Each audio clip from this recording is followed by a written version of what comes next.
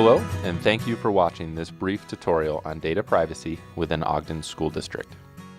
In this video, we will learn what type of data needs to be protected and how to keep it safe. When we refer to data privacy, we are referring to personally identifiable information, or PII. This includes things like social security numbers, employee health records, student individual education plans, or disciplinary incidents. It can be easy to develop poor habits when it comes to protecting sensitive information. To help yourself create good habits for data privacy, always remember that the PII you work with each day isn't just a name or a number. It represents a real person. And there is a right way and a wrong way to deal with this kind of information that needs to be kept private.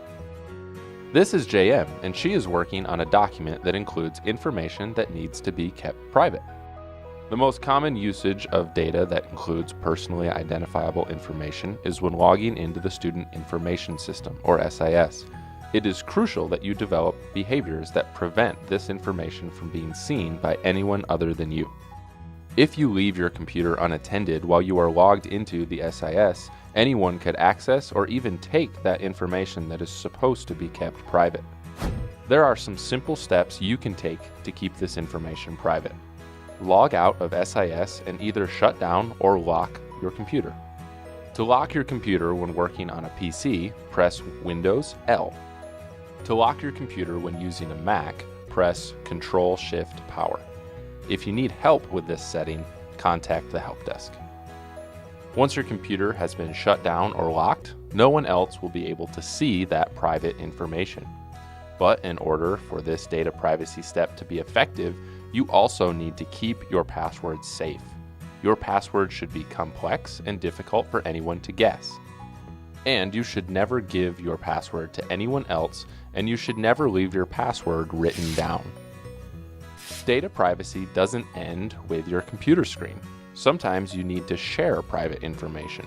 The first thing to know is that you should never send PII over a text message. Instead, use a phone call to tell the person the private information directly. Sending personally identifiable information via email should only be used for internal district communication. You should only share the information with one internal contact, and you should only include the absolute minimum amount of PII necessary. And when you receive an email, never click on a link or download an attachment unless you can verify it's from a trusted source. If you ever need to share PII with multiple internal contacts, always use Google Drive and enable advanced security settings to restrict the recipients from being able to copy it or share it with others. If you need to share information outside the district, partner with your supervisor for direction.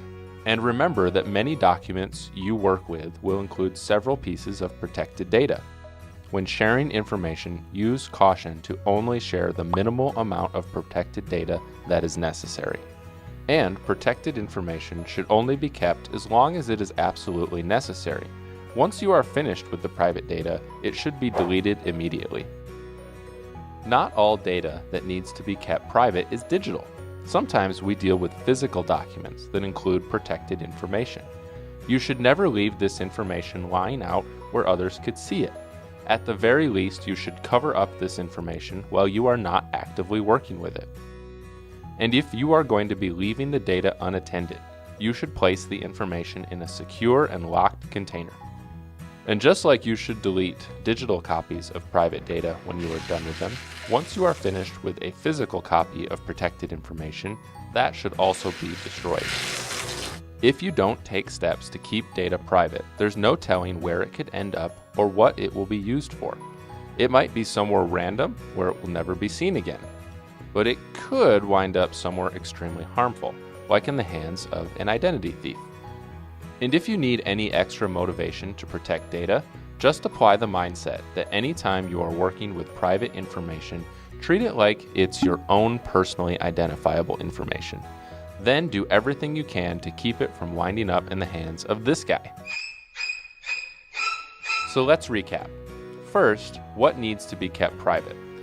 anything with personally identifiable information. This includes things like social security numbers, employee health records, individual education plans, or disciplinary incidents. When dealing with protected information, keep your computer secure and never share your password. Don't leave private data out in plain sight. Do not send PII over a text message. Make a phone call instead. When sharing information, use caution to only share the minimal amount of protected data that is necessary. If you need to share more than one piece of PII, use Google Drive with advanced security settings and share the information only with the person specifically intended. If you ever need to share PII with someone outside of the district, partner with your supervisor first. Never click on links or download email attachments unless you know you can trust the source. Once you are finished with private information, digital files should be deleted and physical documents should be destroyed. And if you ever need extra motivation to protect information, treat all PII like it's your own. Remember, keeping data private doesn't need to be difficult, but it does need to be a priority.